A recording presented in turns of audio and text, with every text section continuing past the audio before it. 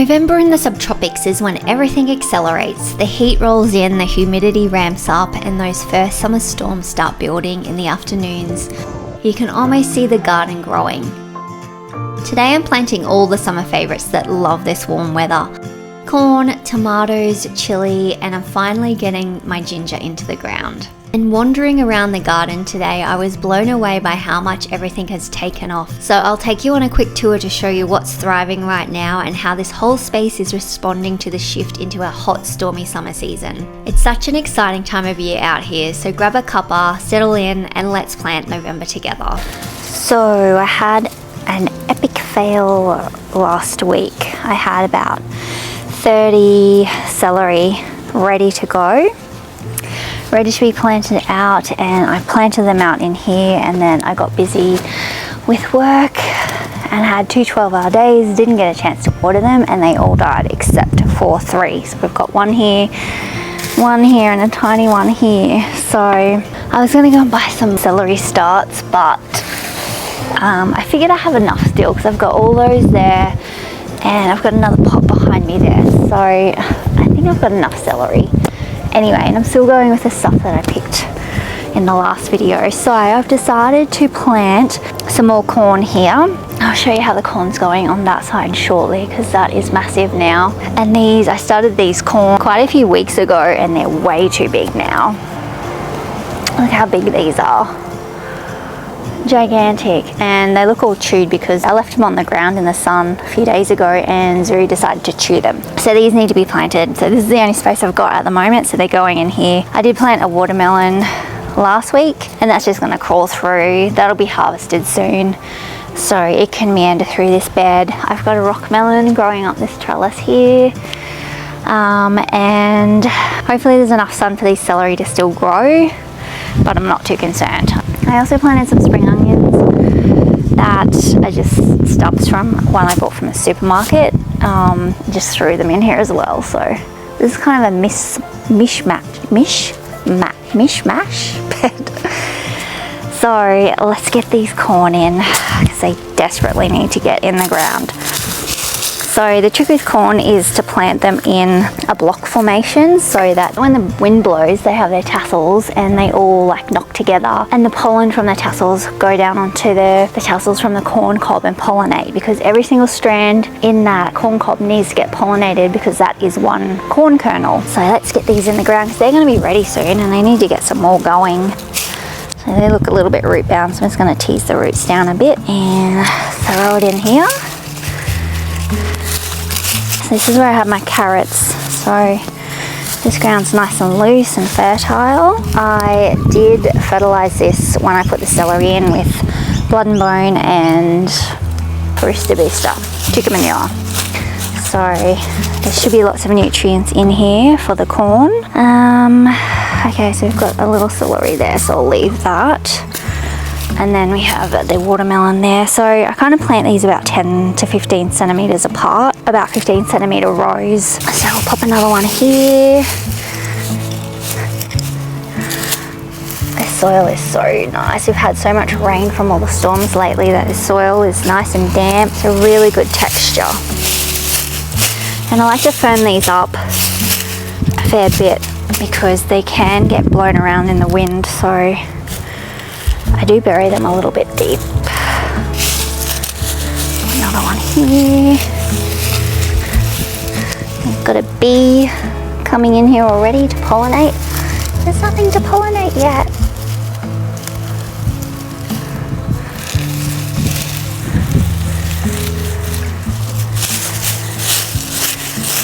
I've got this rock melon trying to come across here. I'm trying to train it up this trellis, but it keeps wanting to pop out this way. So I've got another celery there, so I might just go over this way a little bit. Okay, we've got 2 here. I'm just going to plant them together because I don't think it's a good idea to disturb the roots of corn. They are better directly sown, but I just like to start them in trays so that I know how many I've got and I know how many I need to plant out. And I just have better success when I grow them from seed in a tray. Pop another one over here.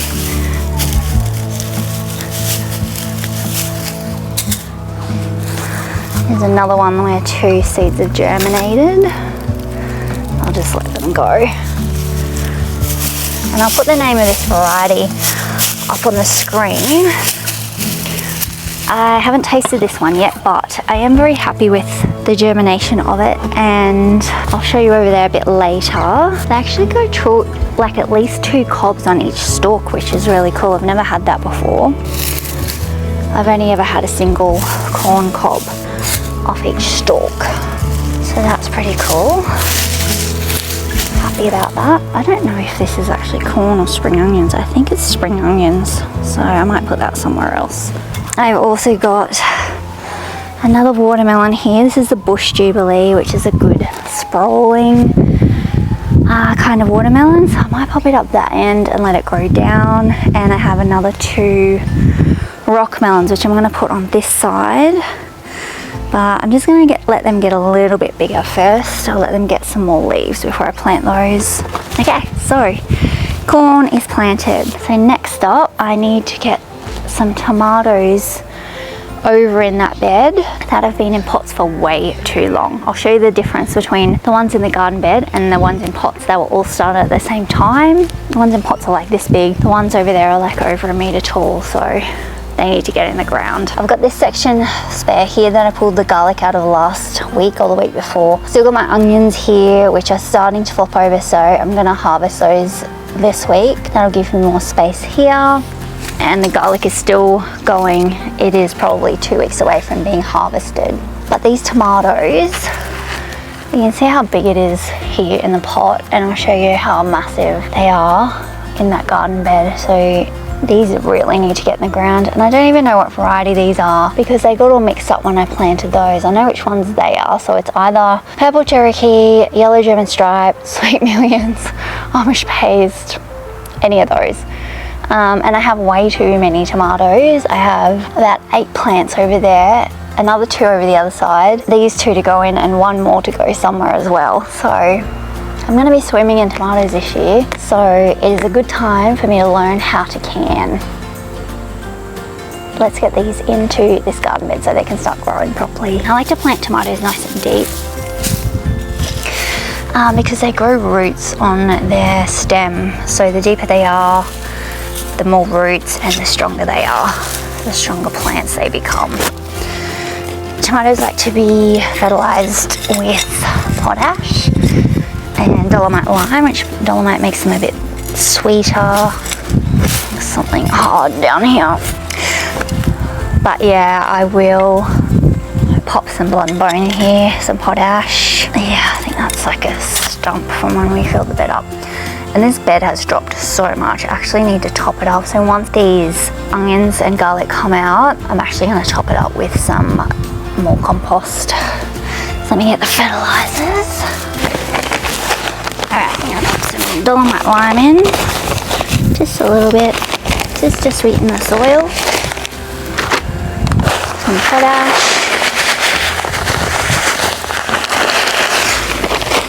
These also help to prevent blossom end rot too.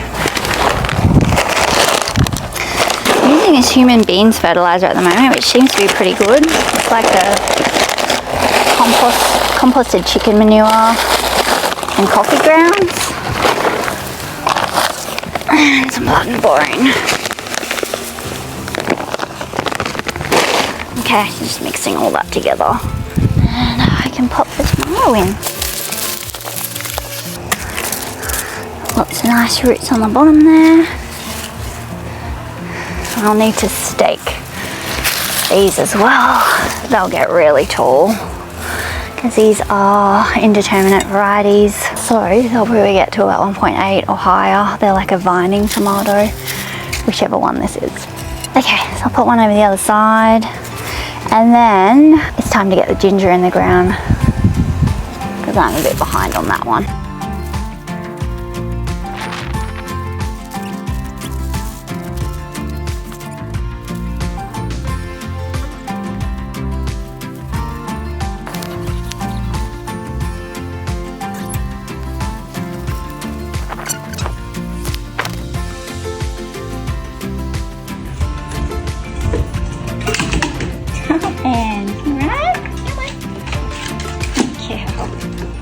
Ginger is ready to plant when it starts sprouting these green shoots like you can see on these pieces here.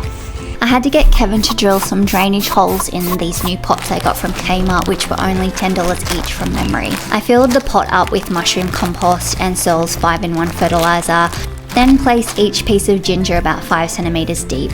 I gave it a good water in, and then I just need to forget about it until April or May next year. Of course, I will need to water it now and then too, but ginger is such an easy crop to grow with such a big reward at the end. I will link my video above of my huge ginger harvest that I got last time. Okay, so over here on bed 4, I've put all the doors back on the cover to keep the fruit flies out, if I have any, which I'm not certain I do yet. But something's definitely gotten into this tomato. You can see a hole there. But nothing else seems to be touched. But these tomatoes they've just exploded in growth. We've had really good rain the last few weeks, which is what we've needed. And I also buried my last compost bin in the bottom here before I planted the tomatoes, so I think that has contributed to the explosive growth of these plants. You can see there the Cherokee purple tomatoes there, so they're sizing up really well. The German yellow stripe is just starting to fruit now, but these plants are so tall, they're touching the roof already. And I pruned these last week, so any leaves that are on the bottom that start to turn yellow look diseased, I just pull off. And you can see this one here is looking really yellow and sick, so literally just gonna snap that off. And I'm being really rough. Normally it snaps a bit better. I'm just gonna pull that off and throw it away because that's pretty dead. Looks like there's some dead ones in here as well. I might pull that off. These look pretty dead, so I'll pull those off as well. And this one. So they're starting to turn like a browny yellow colour. You can see there, it's a bit of a disease. That one looks a bit crap too, so I'm just going to pull that off. I literally just snap it and pull it off and throw it in the bin. So that's how I prune my tomatoes, and I've staked them. So we've got the central leader here, and then I have 2 other branches here that I stake. So these poles are like 2.1 meters tall, I think. So these will be plenty long enough for the tomatoes to grow up, and I just cut up an old t-shirt to tie them up with. And I got this method from Sydney Backyard Veggies, Anthony. He has some really good advice on his channel, so thanks for that advice, Anthony, because it's a pretty easy way to do your tomatoes. That one's looking really dead as well, so I'm going to pull that off. And then over this side I have some Amish paste tomatoes. I'll go around the other side. Down the bottom here I've got my basil going there, and just some flowers on the end there. So over this side I've got a sun gold cherry tomato, and that's getting lots of fruit there, which is looking really cool. Hopefully that'll start ripening up soon. I've got a black cherry tomato there, which I broke the top off, so I'm hoping that'll come back. This is a Sweet Millions tomato. That's got lots of fruit on it there. And I've been picking those regularly as well, but yeah, there's loads of fruit on this, which is great. And I've got my 2 capsicums there, which you've seen before. This bit here is just the leftovers from winter.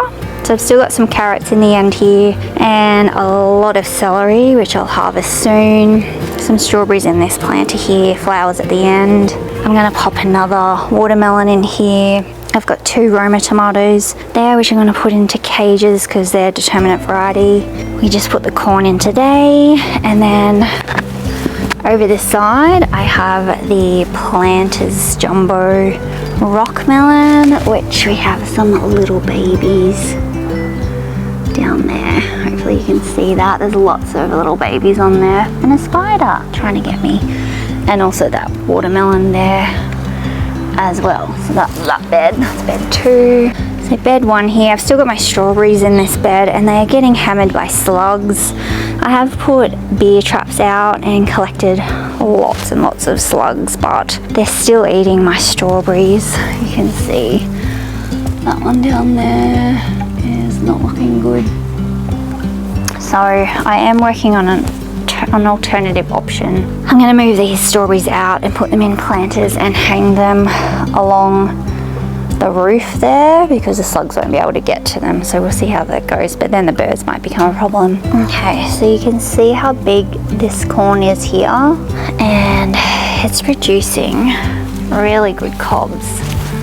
Luckily the rain didn't hurt the pollination too much. Look at this big cob here, that's looking good. It's starting to turn brown already, which means it'll be ready soon.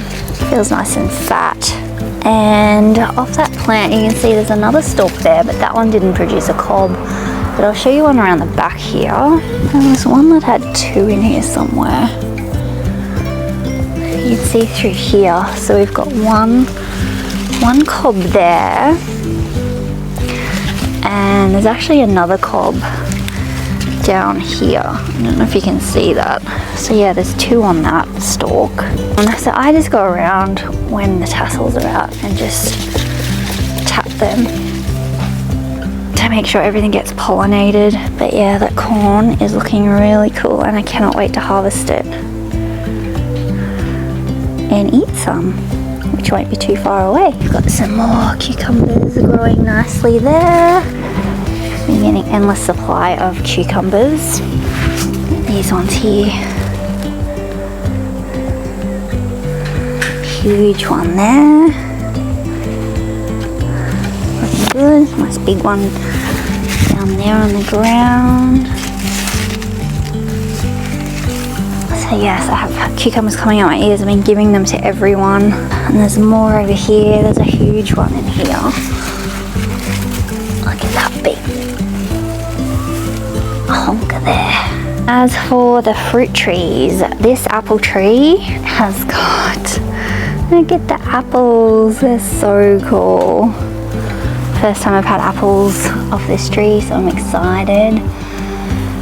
This cucumber bush has almost had it. There's a few more in there, but I've harvested heaps off that. The lettuce is bolted, but I've got more growing. Now the white mulberry, oh no, hang on, we've got the prolific Preston fig there, which it did have one little baby fruit on it, but that's fell off. This is my raspberry plant in here, which is starting to get big and tall, so I'll stake that up soon. This is a white mulberry tree which had loads of fruit this year, and I tasted it and it just tastes like sweet grass to me, so I'm not overly satisfied with this plant, so I'm actually going to get rid of it. I'm going to sell it on Marketplace because it's a decent sized plant and it produced lots of fruit, so hopefully someone will be happy with that. The normal black mulberries are finished fruiting. My fig trees are getting big. This one hasn't got fruit yet, but I'm hoping it still might. These mulberry trees have grown so much in the last few weeks. The pomegranate actually had a flower on it and I thought it was going to fruit, but then I knocked the buds off, so that's disappointing. Another fig tree there, hopefully it'll get some more fruit.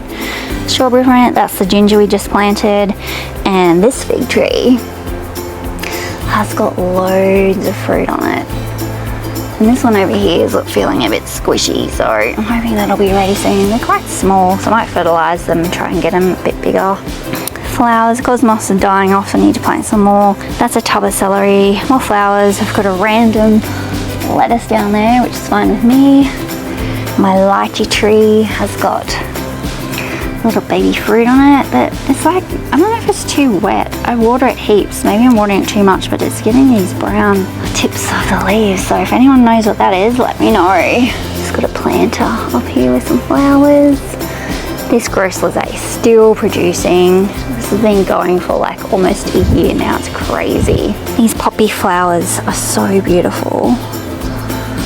My mango tree is starting to get new leaves and getting bigger, which is good because it'll help screen the road. The cherry tree is getting massive. I need to prune it. The peach tree still got 2 little peaches on it, but that's it. These onions are all flopped over, so I'll harvest those in a few days as well. And guess what, guys? The dwarf O. Henry peach has finally broken dormancy, so it's got lots of green leaves.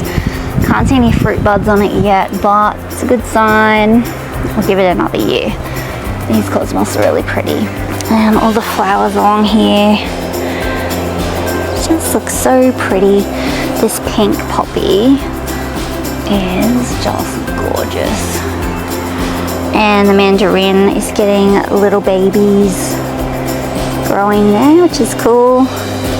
But the tangelo, I can't see any fruit on it, which is disappointing. And over the back here, the tropical fruit orchard is getting lots of sun now that we're coming into summer. This banana tree is getting huge. The red papaya tree is getting really big too, and I think that may be some fruit. Fingers crossed. And all these little banana pops that I planted probably 6 months ago, they're all getting really big now. They're getting little pups growing beside them, so I'll keep an eye on those. And if they pop up in a spot too close to the fence, I'll dig them out, but they're okay so far. Another papaya tree there. Another little baby banana. That's all doing well. Blueberries did well this year. This plant here's got a few on them, but they're quite small.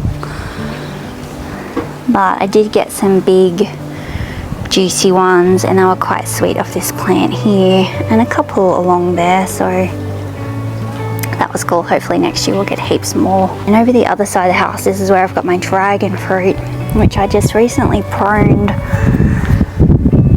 It had a lot of growth on the main stems there, so I pruned all that off to force all the growth into the top, because these need to hang down to produce fruit, and I really want fruit this year. They've only been in like just over a year and a half, so if I get fruit this year I'll be really happy. And I have brought all my grow bags over this side as well, because we're getting a lot of sun now. And I've got another tomato there and another one there, so I'll plant some more things out. I think I'm going to plant some beans in these ones, but I'll show you that when it happens. There's something so calming about ending the day out here, watering the garden in the quiet of the afternoon and letting the garden settle in for the night. Everything that we planted today is going to love these warm nights and summer storms. I can't wait to see how it all grows over the next few weeks. And if you want to see what's ready to harvest next, my onions are finally coming out, and some of them are massive. That video is coming up next, so make sure you're subscribed so you don't miss it. Thanks for spending some time in the garden with me today, and I'll see you in the next one.